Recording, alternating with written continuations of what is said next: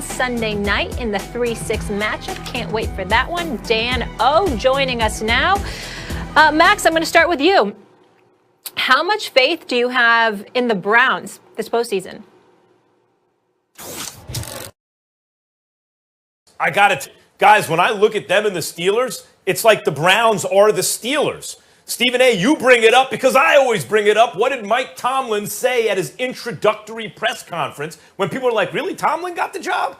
Who's Mike Tomlin, right? Like, not known to the mainstream. He sat at the podium at the press conference, and by the time it was over, everyone said, yeah, that guy. He said, we're getting back to Steelers football. Run the ball, stop the run. That's the Cleveland Browns. They run the ball, and they stop the run.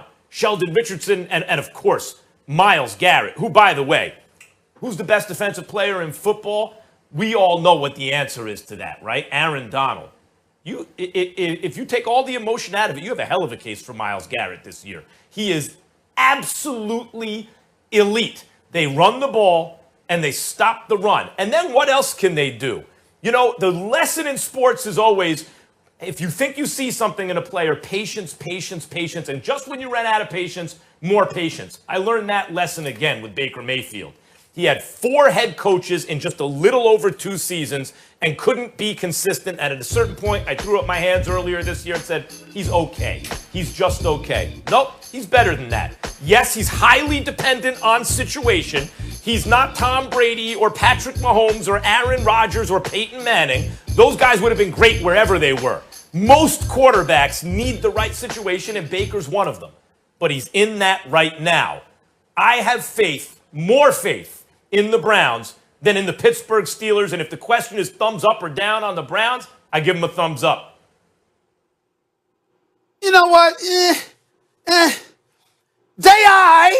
I mean, congratulations. You know, you got to the playoffs for the first time in 17 years. Welcome to the modern day era. Much props to you. Appreciate you. Let me take a moment before I get into my little diatribe here, giving some love to Kevin Stefanski. Kevin Stefanski has done an outstanding job as head coach for the Cleveland Browns. They got a top 3 rushing attack in Chubb and Kareem Hunt, who are absolute studs. Baker Mayfield went from 21 interceptions down to 8, completed 59.4% of his passes last year, jumped that up to 62.8 this year. That's more than 3 percentage points up. Got to give him props for that. Kept the turnovers at a minimum. He got sacked about 26 times, but that's neither here nor there. Here's the deal, y'all.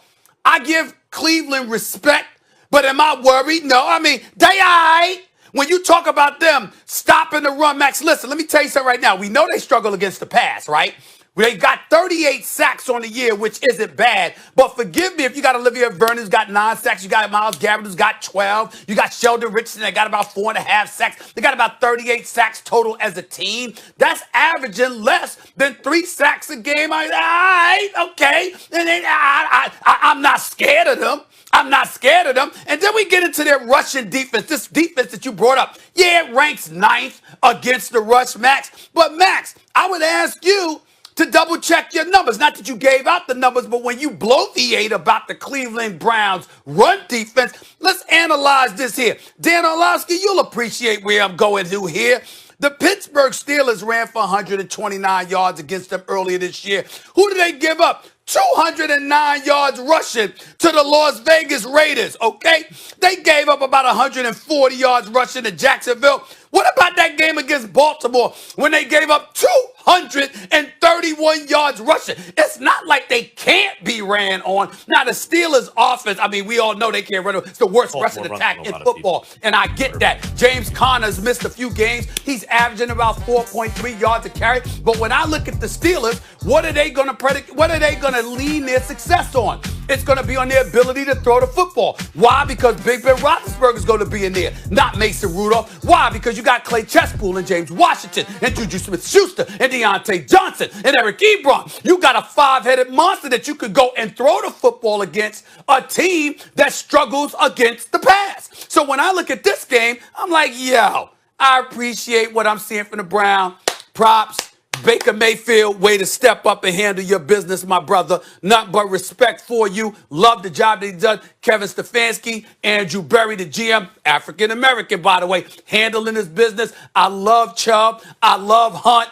I understand that. But in the end, do I expect the Cleveland Browns to win this game?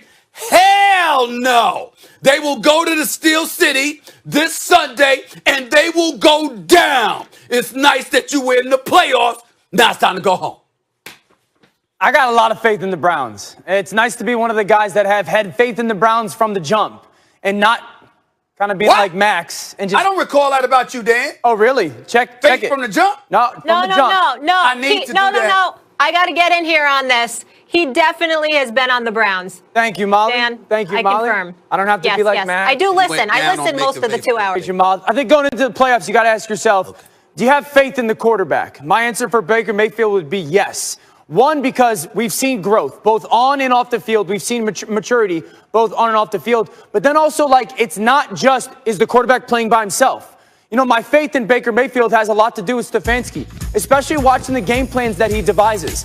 When they need it the most, he's at its best. My faith is in the fact that they got an outstanding offensive line, one of the best pass blocking and run blocking offensive lines in the NFL. It makes everything that the quarterback has to do easier. My faith is in the fact that they got two tailbacks that over 1,000 yards of all-purpose yardage, both Chubb and Kareem Hunt. So my faith is in the fact that they got three receivers over 500 yards. They got six guys over 300 yards. So they got a lot of really good pieces on their football team offensively that make me say, I got a lot of faith in them. Do they know how to attack the Pittsburgh Steelers? Absolutely. I think that they're going to put those 2 and 3 tight ends on the field often and spread Pittsburgh out and make those linebackers cover those tight ends all over the field. I think it's a huge advantage for Cleveland. Now, do I have faith in the defense? No. Max, you don't have faith in their defense either. Stop. Stephen A's right with those numbers. Their defense is a weakness. It's a significant weakness. If the Pittsburgh Steelers decide to come out and allow Big Ben to call his own plays, I got big problems with the Cleveland Browns defense because Big Ben's going to get them in and out of the right play. And their defense isn't good enough. Their defensive line would have to be dominant. We haven't really seen Myles Garrett be dominant. We've seen the Steelers offense when they need it, especially in those moments where all right, this ain't working. Big Ben gets the line of scrimmage. He's I'm going to take my shot to Deontay Johnson. I'm going to take my shot to Claypool. We'll get an empty and I'll distribute the football. And that's what concerns me about the Cleveland Browns. So for them to win this game, they got to come out and be aggressive early. They got to take their shots and allow their defense to play free and reckless to the football rather than play defensive against the Big Ben that's seen everything. So I have a lot of faith in them. It's hold on, guys. I'm not head coach.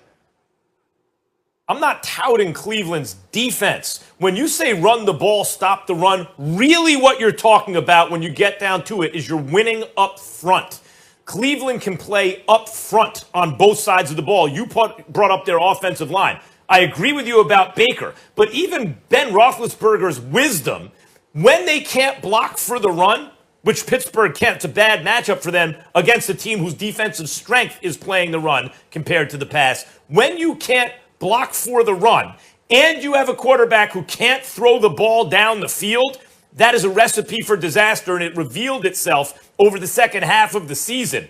On the other hand, Cleveland found an identity as the season wore on. When I say run the ball, stop the run, they're not the best who ever did it at that. They're not, oh my God, Cleveland's amazing at it, but that is their identity as a team.